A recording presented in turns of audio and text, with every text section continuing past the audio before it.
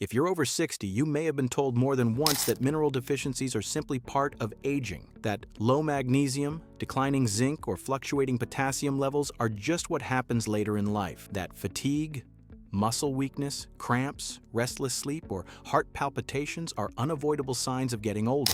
But for many seniors, that explanation is incomplete, and sometimes it's simply wrong. Doctors and researchers who work closely with older adults see a different pattern. Most mineral deficiencies in later life do not appear suddenly. They develop quietly over years, often while people believe they are eating normally and doing nothing wrong. The hidden cause is rarely a single missing food. It is the combination of how the aging body digests nutrients, how common long-term medications alter absorption and excretion, and how subtle undernutrition accumulates without obvious warning signs. Understanding this matters because mineral deficiencies are not harmless. They affect muscle strength, nerve signaling, heart rhythm, bone stability, sleep quality, and energy levels. And once they reach a certain point, they increase fall risk, hospitalization, and loss of independence. Aging does not cause mineral deficiency by itself, but aging narrows the margin for error, and many seniors live for years inside that narrowing margin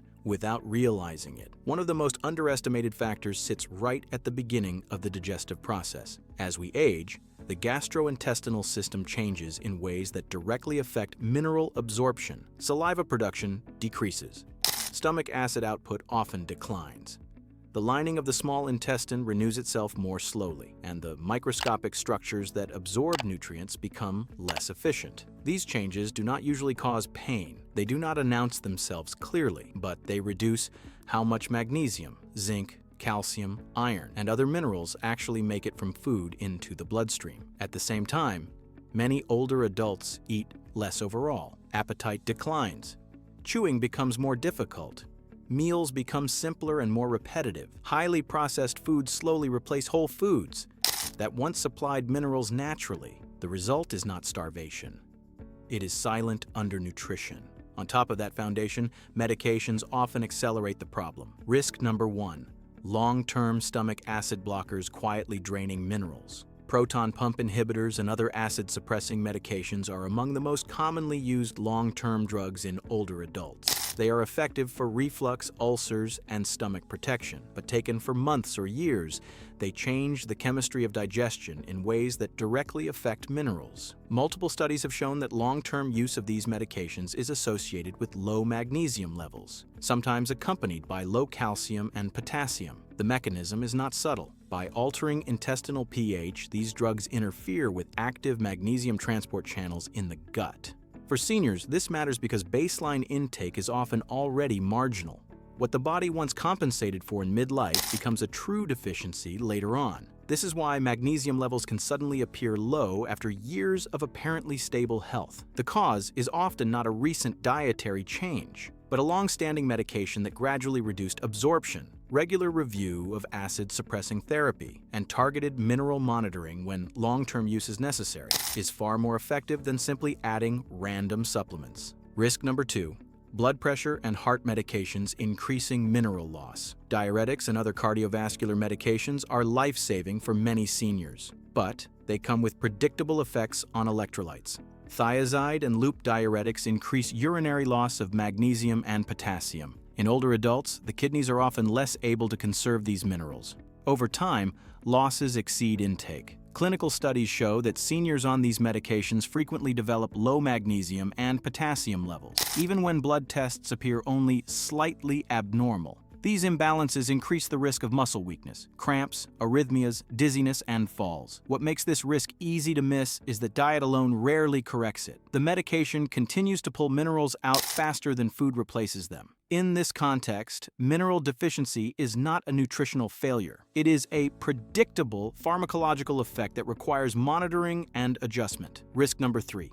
Eating enough calories but too few minerals. Many seniors eat regularly and maintain body weight, yet remain deficient in key minerals. This happens when calories come from foods low in micronutrients. White bread, refined grains, processed meals, and soft convenience foods are easier to chew and prepare, but they contain far less magnesium, zinc, potassium, and trace elements than whole grains, legumes, nuts, vegetables, and seeds. Over years, this pattern creates a slow depletion. Symptoms emerge gradually.